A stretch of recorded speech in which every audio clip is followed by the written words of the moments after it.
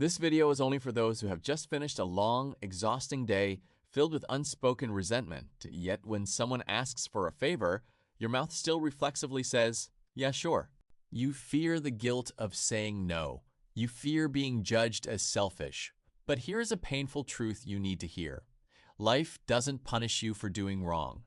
People are simply bypassing you because your kindness has become too cheap and convenient. But that exhaustion and resentment are just the surface. The real reason you can't escape this too kind trap doesn't lie in your soft heart. It is hidden in a dark corner of your past that you are desperately trying to avoid. Have you ever found yourself saying yes to someone while your entire soul was screaming no? You stay up late to finish a colleague's work, or you quietly swallow your own text message just to avoid a minor disagreement. But when the night falls and the crowd leaves, you are left alone with a heavy, unexplainable emptiness. You realize that in your relentless effort to keep everyone else happy, you have slowly erased your own existence. Society praises you. They label you as the nice guy, the reliable friend, the one who always understands. This is the painful paradox of being too kind. The more you give, the less you are seen. Ironically, this extreme kindness is not born from absolute peace. It is actually a highly active survival mechanism. Psychology calls this fawning, a trauma response where you automatically adapt to the moods of others to keep yourself safe. You become an emotional chameleon, sensing the slightest shift in the room's atmosphere like a radar. Because you are always available, people naturally begin to treat your kindness not as a gift, but as an unpaid bill. They don't think twice before dumping their responsibilities on you because they know your boundaries have holes. They forget the 99 times you helped and only remember the one time you chose yourself. And the most tragic part? The one time you finally stand up and say no, you are suddenly labeled as cold, selfish, or changed. This leaves you trapped in a loop of toxic guilt, constantly questioning if you are actually a bad person. But the truth is, you aren't bad. You are just a soul whose kindness has been stripped of its dignity. To maintain this mask of the perfect savior, you suppress your own anger, your frustration, and your fatigue. But anger does not disappear just because you hide it. It turns inward, eating away at your mental energy. You wake up every morning feeling tired for no reason, carrying a heavy burnout that no amount of sleep can fix. You have become a ghost in your own life, a background character in a movie where you are supposed to be the lead. You spend your days defending others from discomfort while no one is defending you from completely collapsing. Deep beneath the extreme armor of independence you wear, it is not an innate strength, but a subconscious wound formed by repeated neglect. This wound usually stems from the image of a child who is too good, too understanding, or too responsible in the past. You once were the child who did everything by yourself so parents wouldn't worry.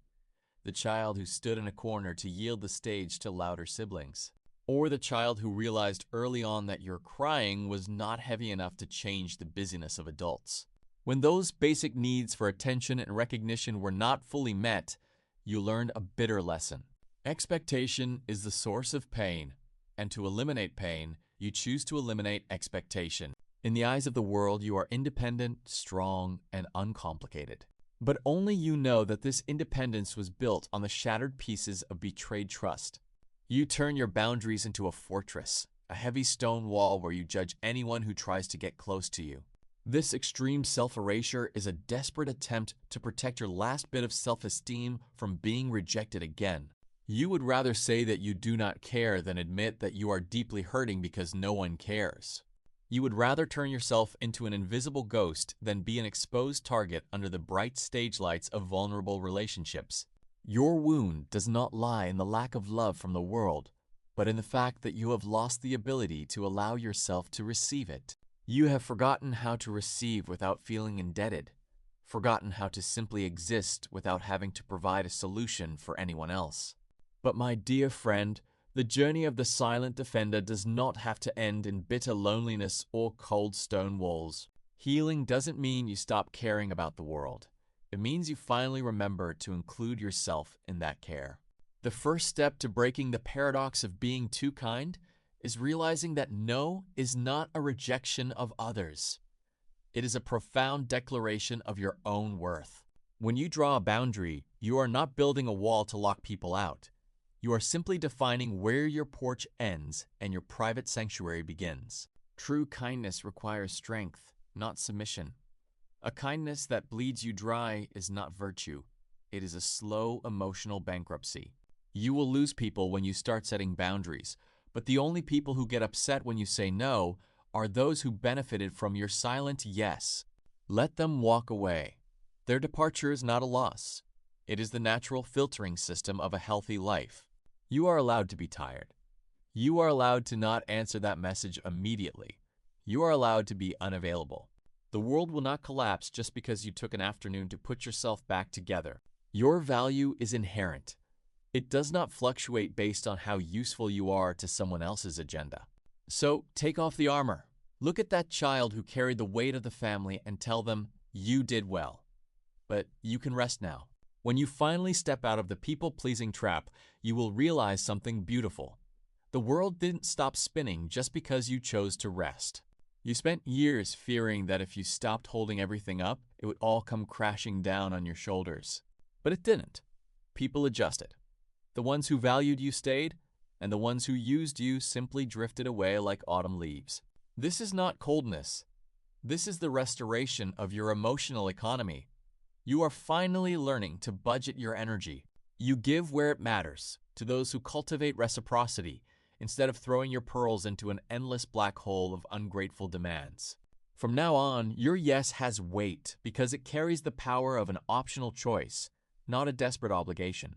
You no longer need to be the savior to prove that you have a right to exist in this room. You can simply be. You can occupy space, speak your mind, and let your presence be felt without apology. You will realize that the most profound kindness you can ever offer to the world is a version of yourself that is whole, healthy, and deeply rooted. An exhausted soul can only offer a brittle, resentful imitation of love, but a filled soul overflows naturally. You are not a broken machine built to fix other people's lives while your own engine burns out in the dark. So, let the old paradox dissolve. Step out of the cycle of silent resentment and toxic guilt. You have spent a lifetime protecting everyone else from the rain. It is time to let someone else hold the umbrella or simply learn to enjoy the storm. Your kindness is a sacred gift, a rare gold in a harsh world. Do not let it be cheapened by fear or stripped of its dignity by those who cannot appreciate its depth. You are worthy of the same love you so freely give away. You are allowed to choose yourself. As this video comes to a close, take a deep breath. Look back at the long road you have traveled this year. The sleepless nights, the swallowed words, the silent burdens, they were all part of your survival. But survival is over. It is time to truly live. It is time to occupy your own life as the rightful owner. Remember that every time you say no to an unfair demand, you are saying yes to your peace, your mental health, and your future. You do not owe the world your destruction just to keep them warm. Be kind to others, yes, but be fierce when it comes to protecting the sanctuary of your own soul. Thank you for walking this journey with me today on Power. If this message spoke to your silent wounds, leave a comment below. Share your story, because your voice matters. Subscribe to join our community of thinkers, protectors, and seekers. Until next time, take care of yourself, first and foremost.